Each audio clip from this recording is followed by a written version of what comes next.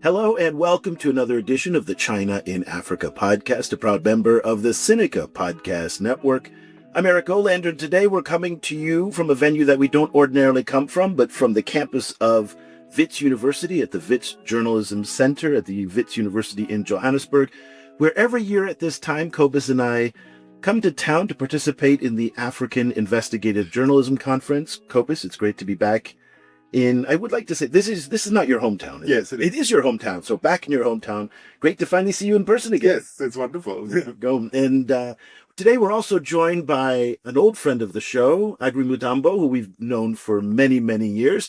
Aggrey is the Africa editor at the Daily Nation in Kenya, and we're thrilled that he's in town for AIJC, and so we wanted to take advantage of his time here to bring him on the show. Great to see you in person, Aggrey. Thank you. Okay, well, we're going to talk about China, Africa, and the way that it's been covered in the news, particularly here in South Africa, but also we're going to tap into Aggrey's experience in Kenya. Cobus, we'll first start with you. You know, this is a conference, the largest of its kind in Africa, that brings together journalists from across the region. This year, the big topic was AI, lots of discussions about the impact that AI is having on newsrooms, the challenges that it brings and whatnot. But we are also here, and the reason why we're here is because we continue to talk about China, Africa, and how it's reported. We've been doing this now at this conference for 10 years. This is our 10th anniversary coming. You know, I participated in a whole bunch of discussions yesterday. You were there for some of them. And it was a little bit, and I'm struggling to find some words because I want to be polite, but it was a little bit difficult to go through some of these forums because the discussion hasn't really advanced in 10 years. We're talking about more or less the same things we talked about in 2015 today. Also, in a number of the discussions, a lot of inaccuracies were conveyed by some of the panelists, a lot of mistruths and things like that. That just filters through. One of them we heard is that China has 40% of Africa's dead. Of course, that's not true. It's about 8%. And I guess that's a little bit discouraging just to see that we're not making more progress in the discussion over these years. On the one hand, I can see why, because in a lot of ways, there's certain aspects of Africa-China relationship remains constant, right? So there's always going to be an infrastructure aspect. There's always going to be an extractive aspect. There's some of these kind of core themes remained in play.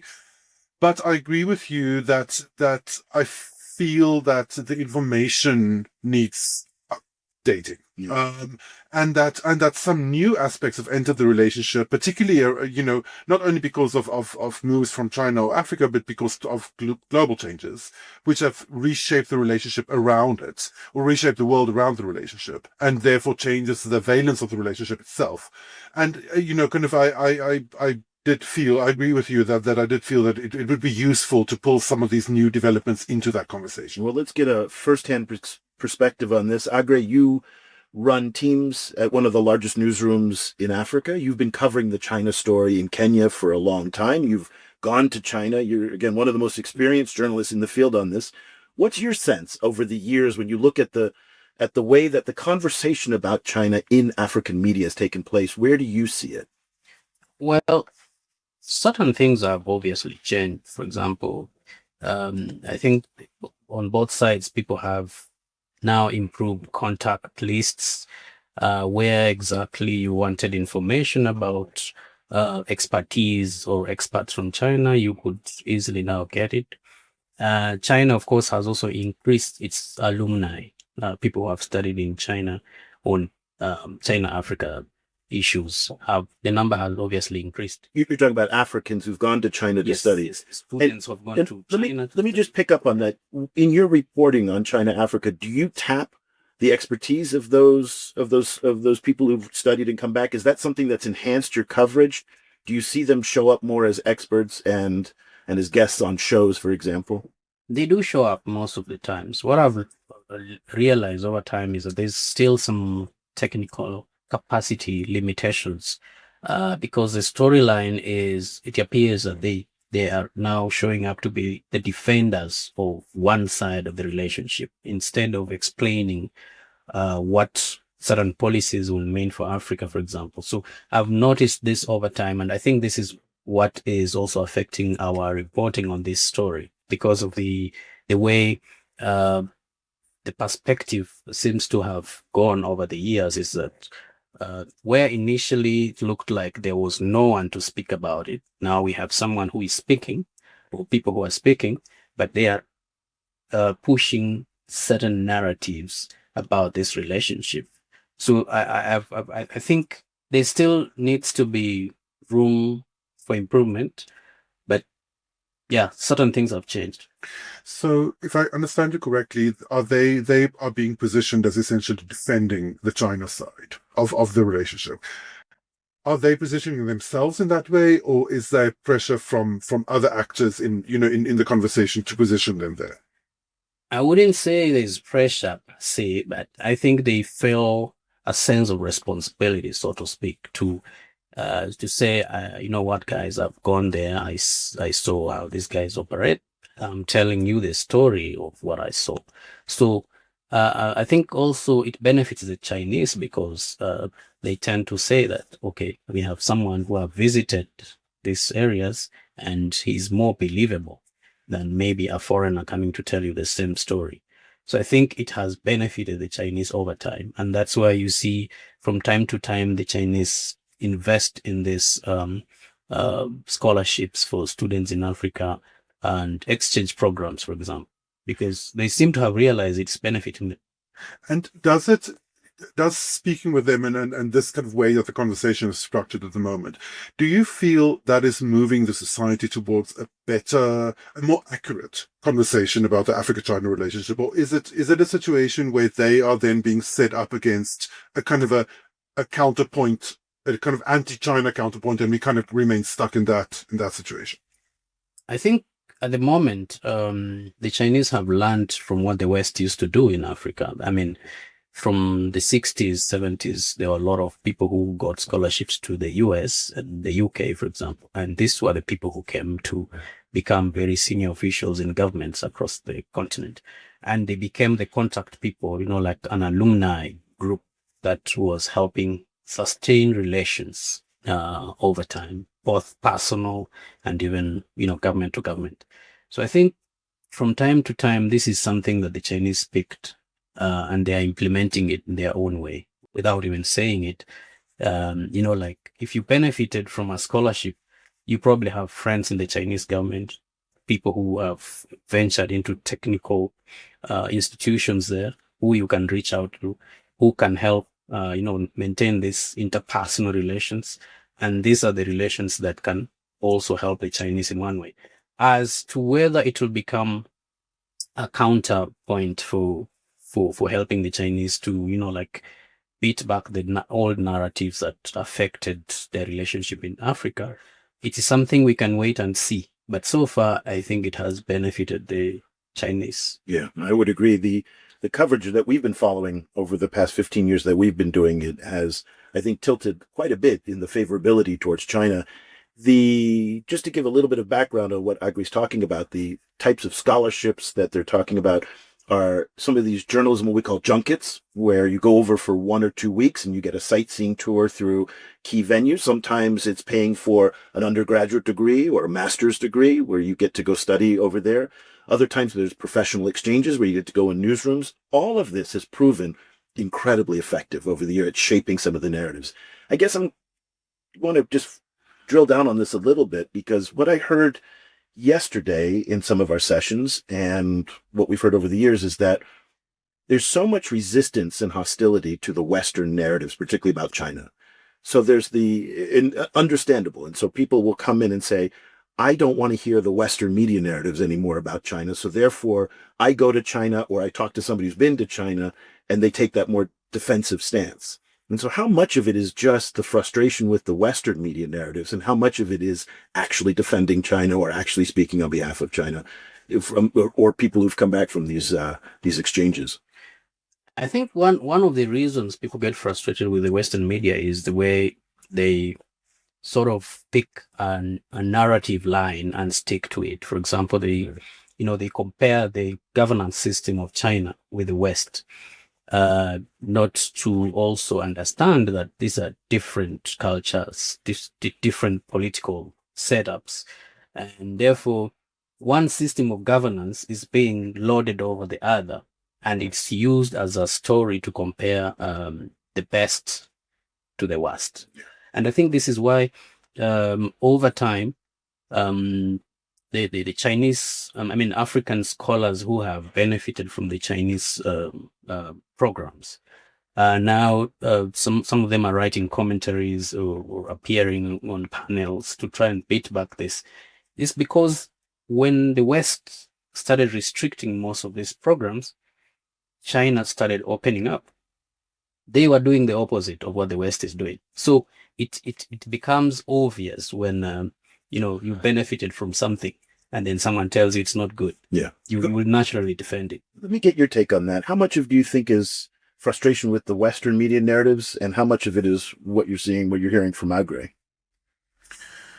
To my mind, I think one has to keep in mind that the relationship between the West and Africa has entered a much more fraught, position or like moment right now.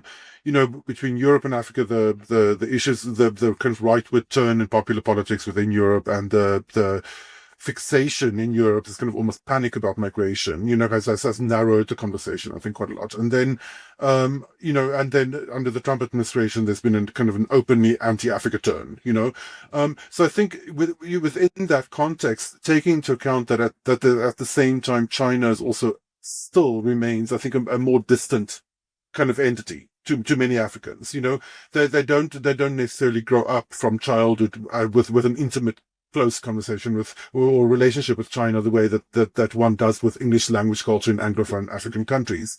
I think that that larger kind of contextual shift is kind of moving things around. China has been reaching out in lots of ways, but it's outreach, through state media, through content sharing agreements, through this kind of thing, doesn't necessarily.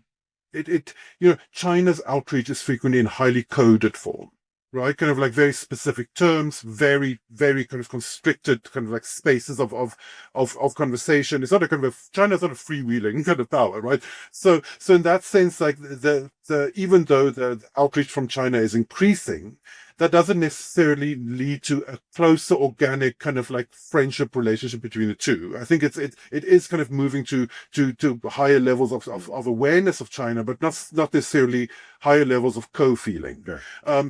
But meanwhile, the higher levels of the co-feeling on the Western side has fallen off a cliff. Right. So I think that is kind of tilting the landscape. And I can say, just in the conversations that I've had in the past couple of days here, the sense of frustration with the U.S. and Europe is much more closer to the surface than I've seen in previous years. You can feel it. I don't know if in Kenya it's the same way, but certainly here, South Africa has been the target of the U.S., but people are not afraid to kind of express their frustrations. And I guess that China comes in as an alternative to that, which is not pressuring them the same way. So people may not know, I guess to your point, a lot about China. I remember that Arab Barometer did surveys of measuring the U.S. and China in the Middle East. And the Chinese numbers were very high. When they went back and asked follow-up questions, they said, why did you say that you like the Chinese more than the U.S.? They said, because they're not the U.S. They didn't really know much about what China was, but they just said, I don't like those guys. So therefore, I'm going to give my vote to these guys. I think as Cobus said, the frustration is deeper in certain segments of society because, as you know, the Chinese have come to plug a very important problem, which is, scholarship, improving education standards and furthering education. And where the West has really been limiting these opportunities, China opened up more of those. And then, of course, it comes to, movement of people, immigration. It's very frustrating for people now to go to Europe or the US. It's easier to go to China to do business and back. Of course, that doesn't mean they don't vet the travelers, but the procedure is easier to go to Beijing than to go to the US to do this thing. And then another thing is China sort of has amended its trade relations over the recent years.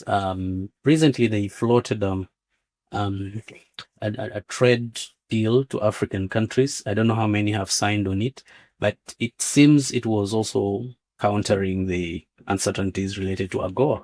And so this kind of opportunities have tended to sort of change the attitudes a bit. Like Cobus said, doesn't mean that we're now more friendly with the Chinese than with the West, but maybe we are closer to them because they are giving something that we are not getting the other side. I mean, this is something that's very personal to you. You've struggled to get visas to go to the UK, but it's never a difficulty to get a visa to go to China. And you've talked about how Africa is an opportunity or future-starved continent. And so the opportunity to go to China without having to submit 50,000 rounds of documentation is much more appealing for a lot of people. Yeah, and of course, like I've recently saw numbers of the amount of money that Africans lose per year through failed or rejected visa applications to Europe, and it's in the billions of dollars, right? So Billions of dollars? yes. My goodness. So like visa fees alone is this kind of like form of extraction, kind of from Africa into Europe, and kind of that on the back of growing kind of open racism in Western societies, does compound, I think, that feeling. Aggrey, let's talk about the junkets, these tours. You went on one. You spent 15 days in China. You went to Xinjiang. Where else did you go? Chengdu, Chengdu, Beijing. Beijing. Tell us about that. So this was something organized by specific agencies within the ministries of commerce and foreign affairs in China, and so one of the sessions was training or awareness about the kind of AI programs that China is developing. So it was tailored to show just what the Chinese have also produced in responding to, like the emergence of ChatGPT or Copilot on related AI programs. And then, of course, it was also tailored to, like cultural interactions, visiting those places where there has been a lot of Western media reporting about Xinjiang, particularly. Xinjiang, Yeah. human rights and, the governance of that place. Mm-hmm. So probably it was, like arranged to be like a seminar, but also like a visit to this place that has been a source of loads of reporting in the Western media. And the people you were going with, did they get a sense that there's another side to this story? Did they get a sense that when they were going on these tours, there was the Chinese side and they believed the Chinese side 100%? Actually, the Chinese side, the Chinese officials themselves explained that there's a lot of negative publicity associated with this city. Mm-hmm. So you guys need to find out what is negative and what is positive and what is the true story. But we of course we couldn't get a chance to really, for you to know what is true or wrong or false, you need some investigative opportunities, and so the information was available and officials were speaking and also answering some questions about the human rights issue, but they were simply, batting it away and accusing the Western media of misreporting, because the argument is most of those reporters have never visited the city or the province. So how, therefore, could they? Which the reporters would say that they were not given permission to go, and when they've applied, and then when they go, they're monitored and they can't get access to those. That's their side of the story. So, Yeah, so make sure that there's different ways of looking at this. Yes. So it's them versus That's right. the reporters. So I think the Chinese understand that kind of debate that has been there over these years. But overall, they try to show that what was there was a bad thing. And now we have moved from that era of extremism because of the policies that were implemented in spite of the controversy they generated. Yeah. So I think that is the storyline they put forward. Cobus, that's a very powerful storyline in many African countries containing Islamic extremism. It's one that we've seen in Nigeria in particular has considerable appeal. And also in Kenya as well, when you're fighting against Al-Shabaab and some other places. So that narrative on Xinjiang does not resonate in other parts of the world on fighting Muslim extremism, but it certainly resonates in parts of Africa. Yeah.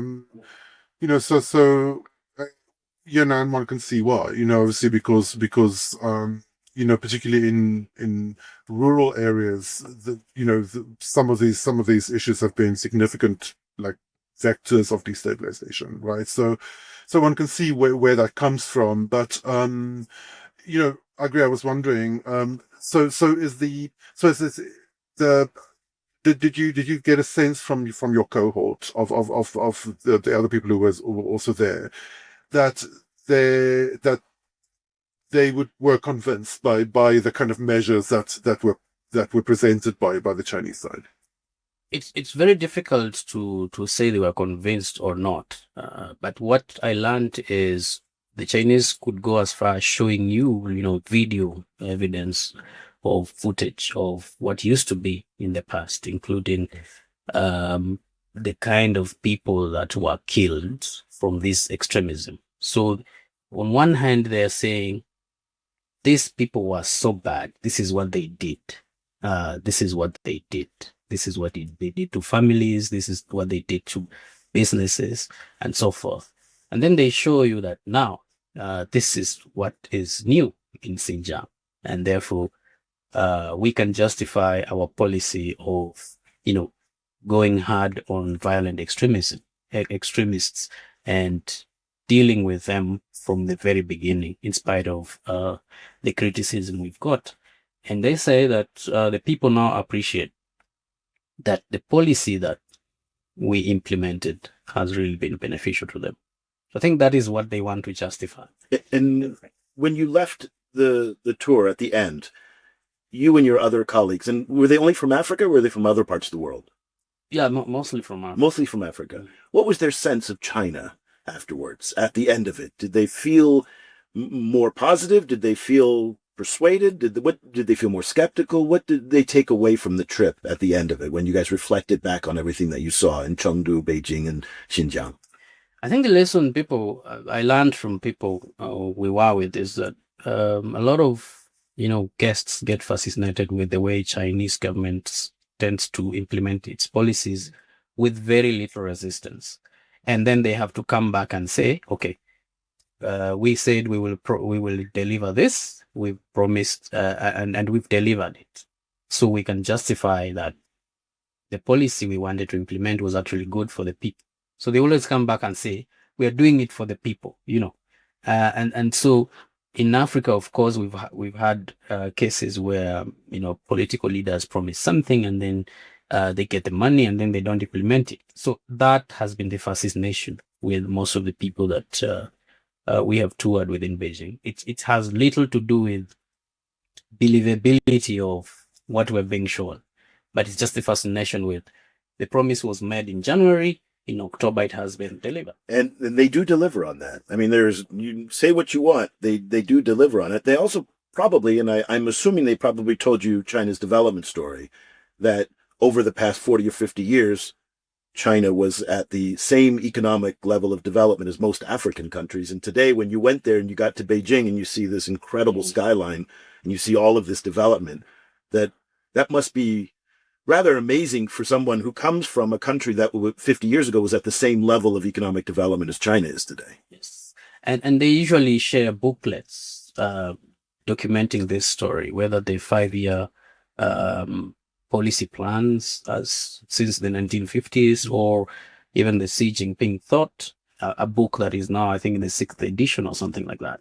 So they try to show you that, you see, the government and its leaders are always working for the people.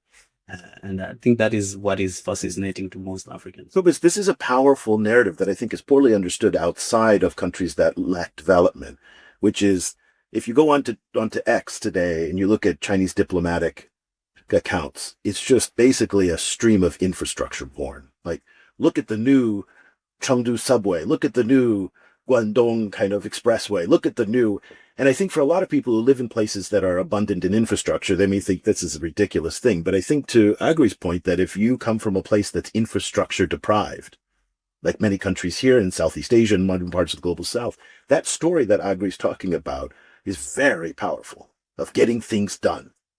We said a road was going to be built here, and guess what? A road was built here.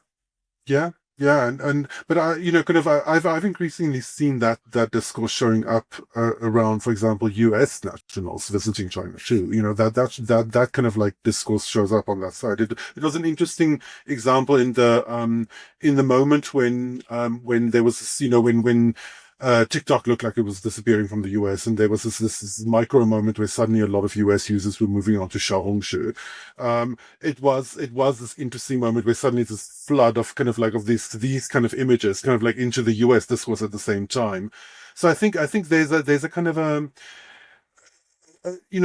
frustration with government delivering or not delivering on social goods. I think is pervasive across many societies, and particularly in Africa, because governments are particularly on the hook for delivering social goods in Africa. Like that has been a big role that they played.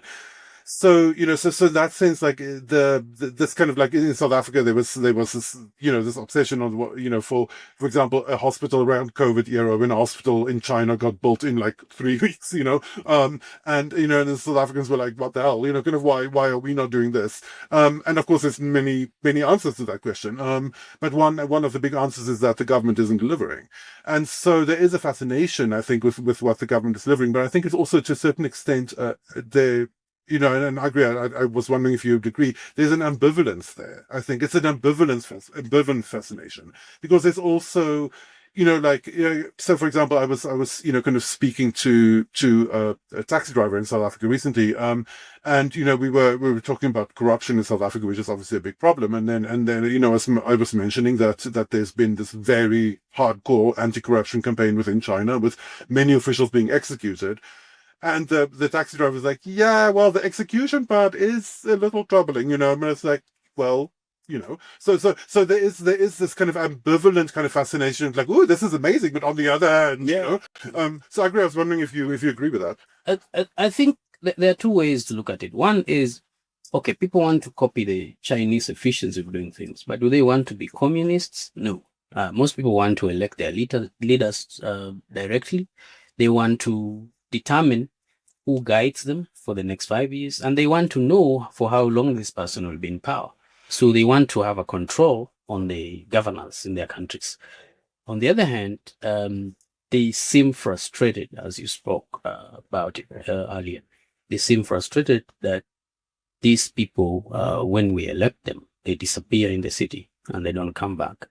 And so how do we then, try to borrow from each side and ensure that we have a better system of governance? That is a frustration we have seen with most people. And that's why when people visit China for maybe seminars or something like that, they tend to say, why can't we just be a little more efficient about our own resources?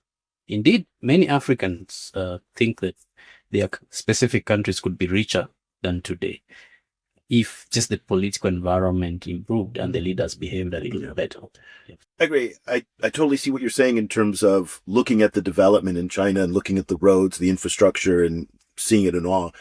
It is worth mentioning that development did come at a price. It was in the form of pollution, that China suffers from some of the worst air, land, and water pollution. Remember the opening scene of Wolf Warrior, in fact, was where Wu Jing's house was being demolished to make room for infrastructure. So they don't tell you that on the junket, but there was a lot of pain that came with that development. It doesn't happen just pain-free. I mean, that's not to say in any ways that you would necessarily change the trajectory of it, but it's an important part of that story that kind of change did come at a price. It's true, and the Chinese themselves usually admit it, even on these junkets. The thing is, Africa then has to ask itself, what does it do with its own resources that are under the ground? Do we leave them there and remain in squalid conditions, or do we?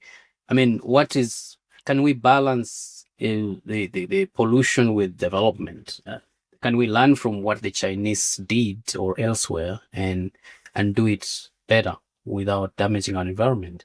This is not coming out very clear even among African governance policymakers. Okay. And therefore, we seem to be very stuck behind, even as we try to learn from the Chinese themselves. And this is a challenge for our leaders to give us a way forward, because it's true pollution is bad, but it's also true that lack of infrastructure in Poverty is bad too, worse. right? Yeah. So and poverty itself is worse, and so that is the dilemma or the desire to balance this requirements for Africa. Cobus, I didn't think we were going to go here in this conversation, but since Aggrey dropped us off at the front door, let's go there.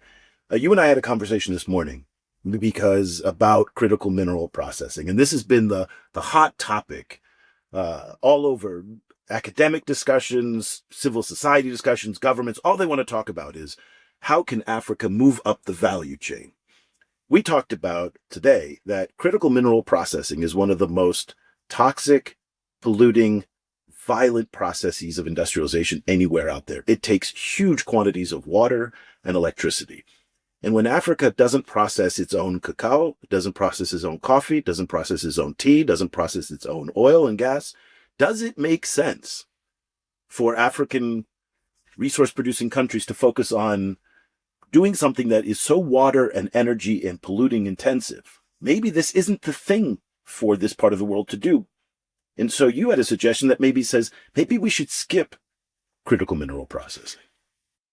Okay, so this is a kind of a complicated question, and it's not necessarily an either or, but, as you say, critical mineral processing is uniquely technically difficult to do and uniquely dirty, right? So it's not only that you use a lot of water, all of that water is then poisonous, and you have to keep it somewhere, right? So you're sitting with a kind of a reservoir of poisoned water, for example, after that, right? So the what we're also seeing at the same time is that there is an arms race within China and elsewhere to move beyond critical minerals, to develop, for example, in battery technologies. There's a real race towards kind of mass energy storage based on salt, for example, rather than on cobalt. So the cobalt window may be closing, right? So that doesn't mean that it's impossible. That doesn't mean that cobalt won't have value, because new technologies emerge all the time and it may be used there. But it does mean that one has to balance. You can't just put all your eggs into the mineral basket and hope for the best, right?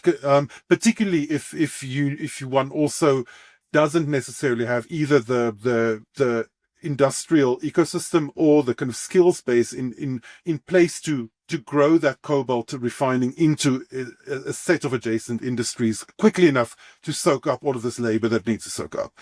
So, kind of in that case, there may still be the case to make for cobalt, but that kind of work needs to then be, in the first place, contain the kind of fallout of that processing.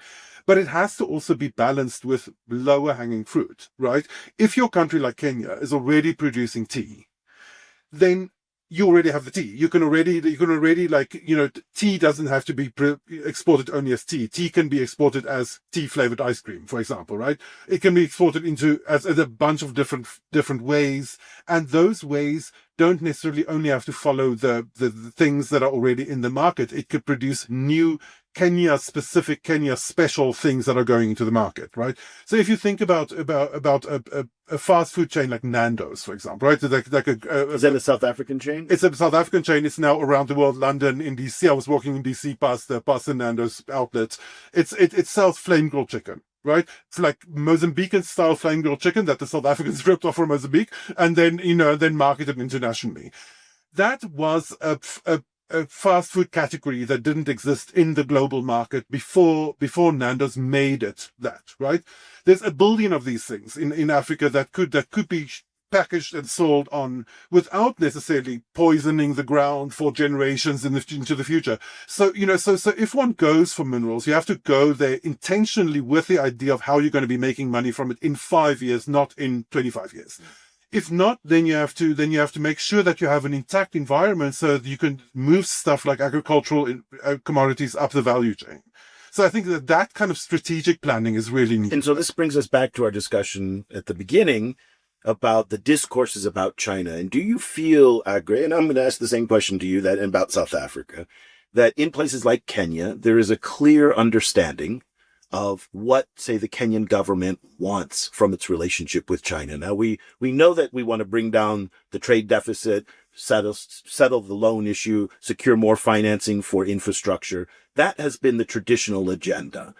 But in all the years that you've been covering this and you've been reporting on it, do you get a sense that there's a more refined view of what a country like Kenya wants from its relationship with China?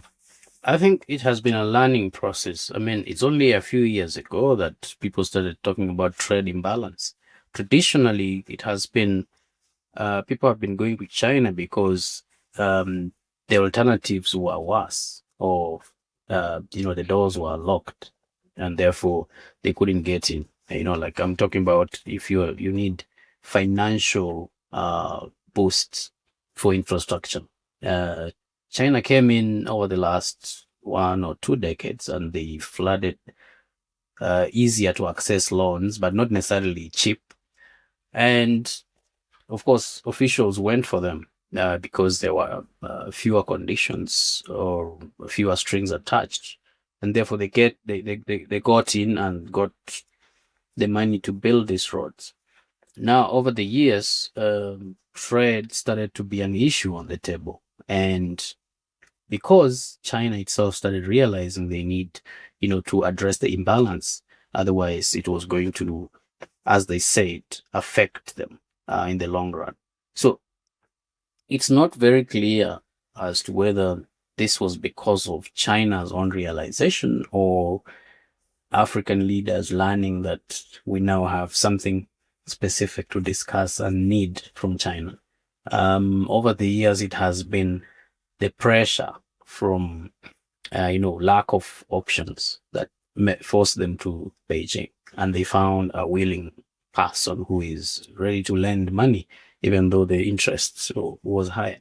And then, of course, they found someone who was willing to, hunt around for some natural resources to support his own development goals. Well, you've got J.D. Vance, the U.S. Vice President, who's coming to Kenya in the next week or two. He's probably going to say the same things about how they're the partner of choice, not China. I don't think you're too impressed by that, Cobus, no? Well, South Africa is being targeted by the US very clearly. So I think that in response, the South Africans have been looking for alternatives, and I think China is emerging as a very compelling alternative, but not the only one. I think they're trying to diversify. Okay, so let's close our discussion with the same question that I put to Aggrey. Do you get a sense that South Africans have a clear view of what they want from the relationship with China? And let's not forget, this is not a new relationship now. We're into the second or third decade in the modern era of this relationship. But do you get a sense that there is a clarity in terms of what they want, how to maximize this relationship to pursue development and jobs and priorities for South Africa? I think there seems to be more clarity on that than a few years ago. And I think their focus has really been sharpened by the crisis with the US. So, the conversations that seem to be happening, in several fields in South Africa is not only, is focusing on increasing Chinese market access for South African goods, for, dealing with, like crowding more investment and manufacturing into South Africa. And those seem to be at an more advanced level than it was a few years ago. I think the South Africans can still be a lot more pragmatic, a lot more hard nosed, a lot more focused, I think, on really wringing as much kind of benefit from the relationship as they can, and particularly because the relationship is sitting at such an advanced diplomatic level, and more than many other African countries. So I think that South Africans can get more out of China, but it comes in the context of the need for very well developed plans for what the country wants to do itself. What the plans are to upskill South Africans, like what the plans are to increase employment development by South African corporate actors and other actors, so and to then to look for the gaps in where you can plug Chinese inputs into those plans, I think. And one of the other key topics of discussion here in Johannesburg is whether Xi Jinping will come for the G20 summit. My money is that no, in part just because Trump is not coming, and so it doesn't look right in Xi's mind. My gut sense is that if the big guys from the others are not going to be here, then the big guy from China is not going to be here. So we'll probably see Li Qiang. Gentlemen, thank you very much. Aggrey, wonderful to see you in person. Everybody, if you're not familiar with Aggrey Mutambo's work, we're going to put a link to it in the show notes at the Daily Nation. No longer Nation Africa, Daily Nation. That's what we're doing. Nation.Africa is the website. Again, there are a few journalists who've been covering the story as long as you have been doing it, and amazing work there. And then Cobus, always wonderful to finally see you in 3 dimensions. Yes. we don't get to do this very often. The first 9 years that we did the podcast, we had never met each other in person. So it's still a rare thing, which is kind of cool to be able to do. Want to welcome everybody to check out our website at ChinaGlobalSouth.com. And if you want to support the work that Cobus and the entire team in Asia, Africa, Latin America, and the Middle East are doing to tell the China story, the way that Aggrey's telling the China story from a neutral, fact-based, agenda-free approach. Your subscriptions are what keep the lights on. Go to ChinaGlobalSouth.com/subscribe. Also, don't forget, and I want to thank all of our students and teachers. If you are a student and teacher, we will give you half off. Email me, eric@ChinaGlobalSouth.com, and I will send you the discount codes. So that'll do it for another edition of the China in Africa podcast. I want to give a very big thank you to the Wits Journalism Center and our wonderful team here who's made this possible to record in their podcast studio, and also the African Investigative Journalism Conference and Wits University overall. We've been partners for more than 10 years now, and it's a wonderful relationship. So for that, we'll be back again next week with another edition. For Cobus in Johannesburg today, and for Aggrey, normally in Nairobi, I'm Eric Olander. We'll see you next week.